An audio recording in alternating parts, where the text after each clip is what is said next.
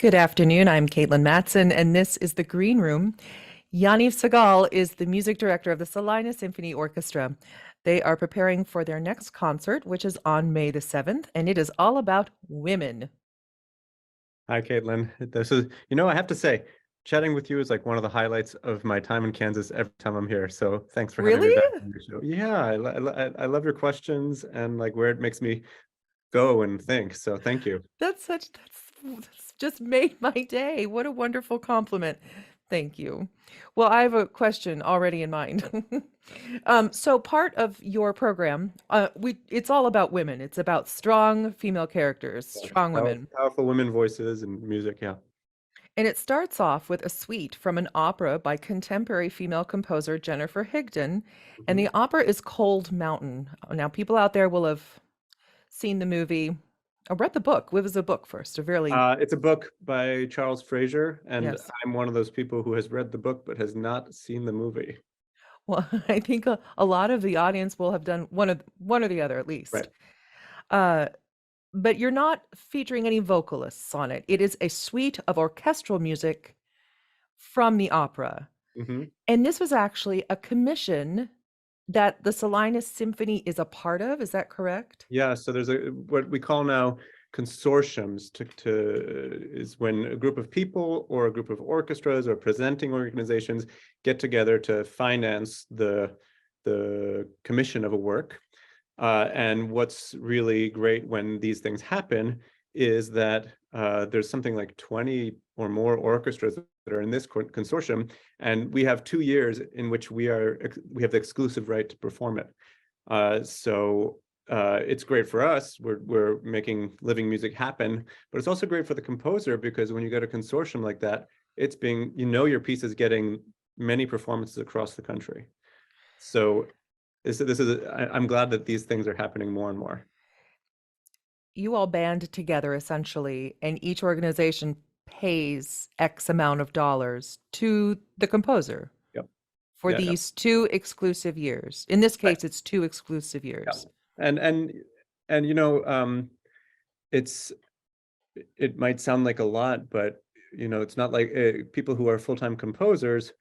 It takes a lot of work to craft any single piece of music, let alone in this case an opera, and then to take the melodies and the tunes and the themes from the opera and to turn it into another standalone piece. Each one of these processes is very time intensive and brain intensive. Having a consortium means we can give the composer a proper fee as well. That's wonderful. So it opens with Jennifer Higdon's Cold Mountain Suite. What else is on the program? So the first half actually has music from three different operas in some way about women. So Cold Mountain, we have these powerful frontier women in the Civil War era, just proving that they can be independent and survive against all odds. Then we have the famous Meditation from Thais, which is an opera by French composer Jules Massenet. And the plot is, as an opera is, the plot is a little suspect. Yeah, we But, could we could talk about it maybe a little bit. It's okay to but, laugh about it, but the Thais, music's beautiful. yeah, so Thais starts out as a um, amoral woman who then She's a chooses courtesan. amoral, We'll call her a courtesan. courtesan, thank you. A lady of the night. But she chooses like a more pure life. Right. Uh, And this is her literal come to Jesus moment. exactly. Yeah. And at the same time, there's also a love interest, and so this melody, which opens up the third act, is exactly that. It has the purity of looking to something greater spiritually, as well as it's very much a love theme. Yeah. So it's fabulous. And then we have also a suite of music from Carmen by another French composer, by Georges Bizet. And of course, Carmen is a very strong character. And when the opera was premiered, that was one of the reasons people didn't like it, was because they couldn't quite handle this independent woman making her own decisions and twirling men around her finger. And so now it doesn't end well for her, we know that, but nonetheless, we can respect that there was a powerful woman voice even in the 1800s making her Yeah. stages. Yes, and different than an opera stage, especially. This was composed kind of during the era of women swooning and dying of TB, or, showing weaknesses that might be a little bit exaggerated. And here comes this character, Carmen, she's a man eater. Yeah, and a mezzo. That's probably another unusual thing about the opera is that the lead female has, again, maybe he was trying to ground her a little bit, but it's not Yeah, she's earthy. not the flowing soprano. Yeah. And after intermission, you end with a crowd favorite, Scheherazade. Yeah, I mean, if Thais and Carmen are not yet crowd favorites, then I sure hope that Scheherazade is. And once again, the story is about the woman who saves the lives of all of the women that the Shah was planning to behead. And the story really is, in these days and age, seems really anachronistic, right? But I Mhm. certainly grew up reading the Arabian Nights, the Thousand and One Nights, and all those stories. And so this piece is, it isn't a tone poem in the traditional sense. Like there are like four scenes where the music has some descriptive purpose, and if the violin solo represents Scheherazade, every time she's telling a story, it weaves a little bit differently to keep the interest going. And yet, each movement is so brilliantly melodic and so brilliantly orchestrated. It's colorful, it's memorable. I think this is, one of those, yeah, you said a crowd favorite masterworks. We're going to listen to just a bit of the Scheherazade. This is from the fourth movement, Festival at Baghdad. And this is a historical recording from 1957 with the LA Philharmonic Orchestra. We'll be back and talk more with Maestro Yaniv Segal. The Scheherazade by Nikolai Rimsky-Korsakov. Yaniv Segal conducts a Salina Symphony playing the Scheherazade on May the 7th, and he joins me in the green room. Yaniv, would you please give us a rundown of when and where and how and all the details? Sure. The concert is Sunday the 7th, yes, at 4 p.m. in the Stiefel Theater in downtown Salina, Kansas. Just make sure. For For clarification. clarification, tickets, you can go to the Stiefel box office or Stiefel website or salinasymphony.org. We have a new website now. It's much more easy to navigate and find things. So I'm really happy about that.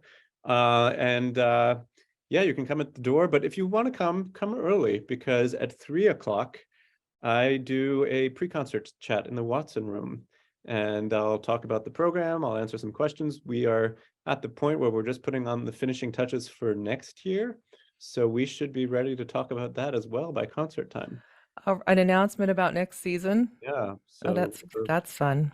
we're pretty darn close to nailing everything down. And I mean, one of the things that's amazing about the community here is how open and receptive they've been to programming that ties in different threads and is new music, old music, crossover, and whatever.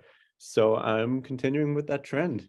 And it has been wonderful to watch happen in the Salina Symphony, kind of this transformation. Maybe transformation's the wrong word, but an elevation. The symphony's been elevated by innovative programming and diversity of programming. Um, and like you said, the communities in the area are more than willing Mhm. to learn and grow along with you, and we're all very receptive of these sort of challenges to our ears sometimes, or maybe changing or pushing the envelope in terms of how we would put classical music in a box. Yep. Well, and our guest our guest artist, excuse me, from last cycle, the mezzo soprano Samantha Williams, she was just floored by the response. Like the audience is so with it and enthusiastic. And one of the really great things about the Salina Symphony, the Stiefel Theater in Salina, is it's really intimate. It's, it was built at a time where amplification wasn't a thing. And so the distance from the back of the stage to the back of the hall is pretty small. So wherever you sit, it's a good seat. The sound is good and it feels intimate. This concert really highlights the orchestra itself. We often have guest soloists who come in and, solo with the group, but this is all about your people, Mhm. especially your concertmaster who has Absolutely. violin solos all night long. Pretty much from Cold Mountain, Taisi, Carmen, maybe not so much, but and of course the role of Scheherazade in the Scheherazade piece itself. And it's not just the concertmaster. I mean, there are famous solos for clarinet and piccolo, flute, bassoon, trombones, trumpet, horns. Sure. You know what I So remember? I remember when I was an instrumentalist in high school, and that was my thing. I mean, I was the world's largest band geek in high school. And trying out for any sort of orchestra. What were our excerpts? They're from Scheherazade. If you're a wind player, expect Scheherazade to be on your list of orchestral excerpts you need to know for auditions. exactly. So I on purpose didn't want to bring in a soloist to overshadow the fact that we got a great orchestra here, and it's like the whole program is a concerto for orchestra, really. That's wonderful. So May the 7th, the Salina Symphony at the Stiefel Theater. For information and to figure out how to get tickets, salinasymphony.org.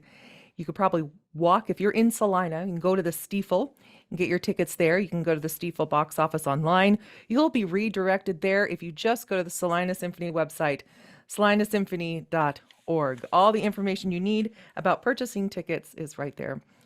Yaniv Segal, thank you for joining us, and I hope this is a wonderful conclusion to your season. Although you do have the Symphony at Sunset, which is your annual, very popular event in a couple of months. I know that this is your last time performing for the season in the Stiefel. Yep, it's gonna be a really fun one, and I'm also looking forward to the Symphony at Sunset. Thank you and have a great concert. Thank you.